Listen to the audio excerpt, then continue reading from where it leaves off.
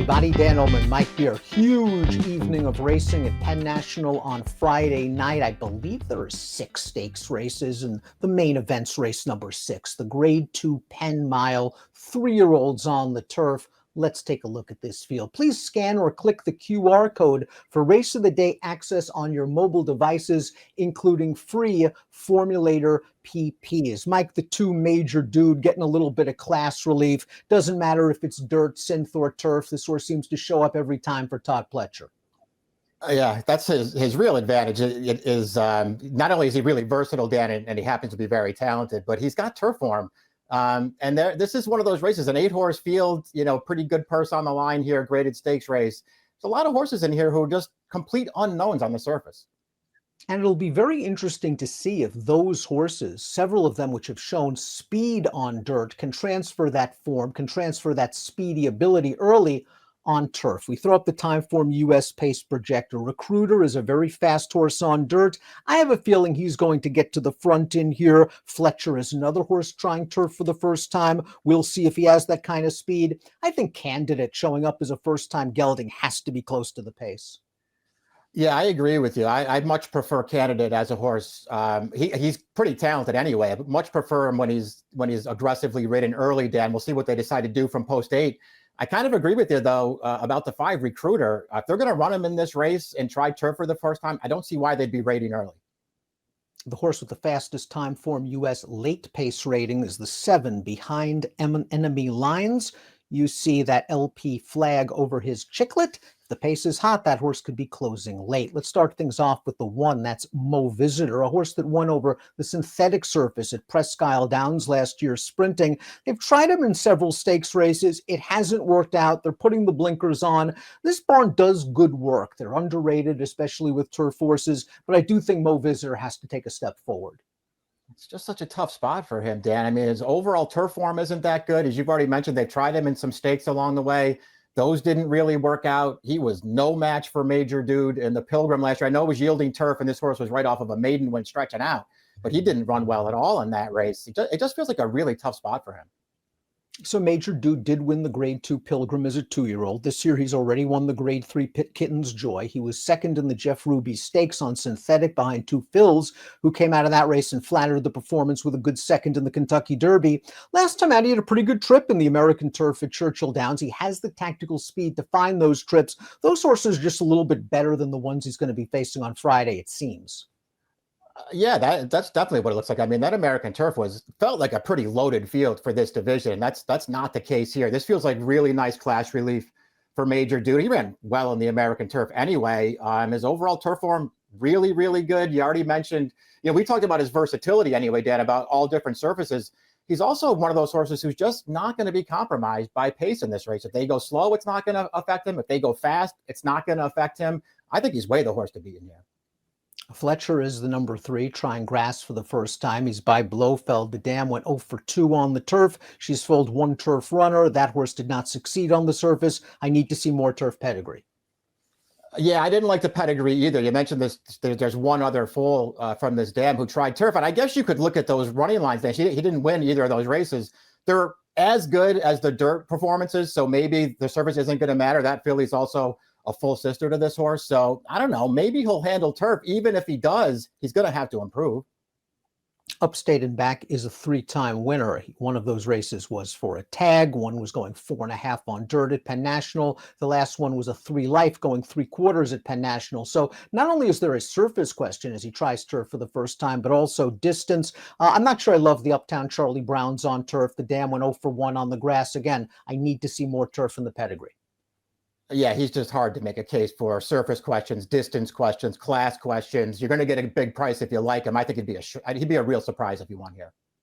Recruiter was one of the better 2-year-olds on dirt in the Mid-Atlantic region in 2022. He won his first 4 starts, including dirt stakes sprinting at Laurel and at Parks.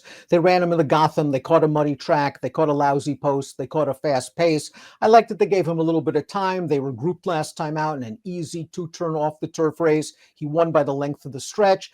He has a little bit of turf in his family. The Army Mules have started off pretty well. It's too early to say whether it'll be a turf stallion or not, but the dam's thrown a turf winner, and this is the family of Buffalo Man, who was a multiple grade stakes winner on the turf. His speed is dangerous.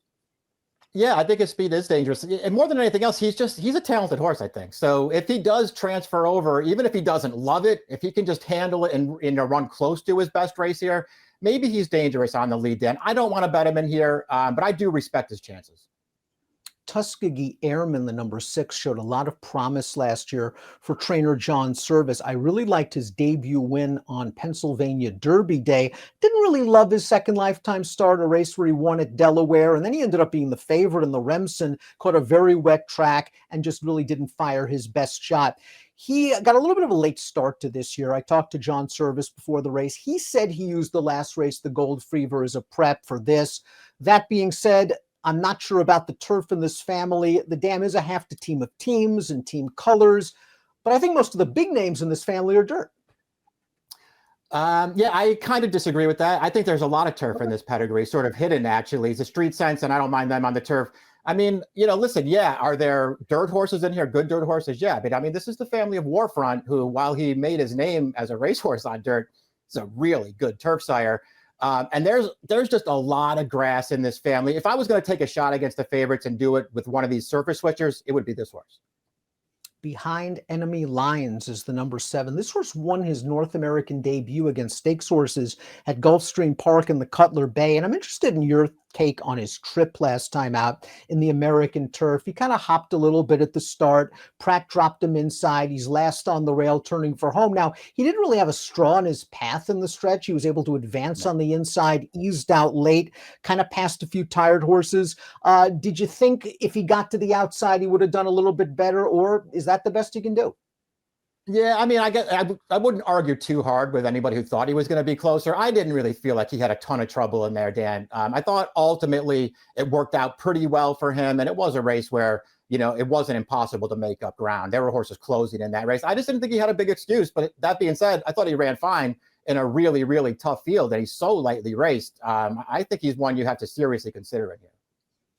Candidate wired him in the Dania Beach, and one of the horses he beat that day was Major Dude. That was his first start of the year, and since then he hasn't been able to make the lead, and he hasn't been as successful. The Kitten's Joy, he was up close. Major Dude was better than him on that day. He just didn't look comfortable to me in the Transylvania. He looked very hesitant at the start of that race. He was pulling on the backstretch. He turns into the stretch with a look, and he's kind of looking around at the grandstand.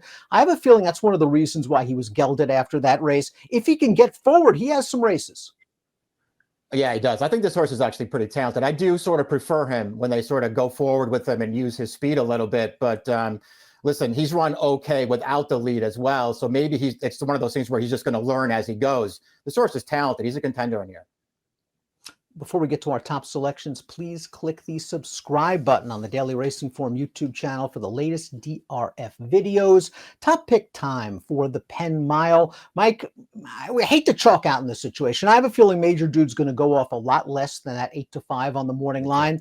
But you mentioned his versatility. It doesn't matter the surface really or the distance, whether it's a mile or a mile and an eighth, but he just works out trips. Yeah, and it just feels like a really good spot for him, doesn't it, Dan? I mean, those two horses to the outside, they both have talent. I think they're both, major players in this race as well. But it does feel like, at least at this point, if this horse, Major Duke, shows up with this good race, he's going to be really hard to beat. Mike's going 2867. I'll go 2875. It's Friday's race of the day. Big card at Penn National on Friday. This race, the Grade 2 Penn Mile, race number 6. Good luck.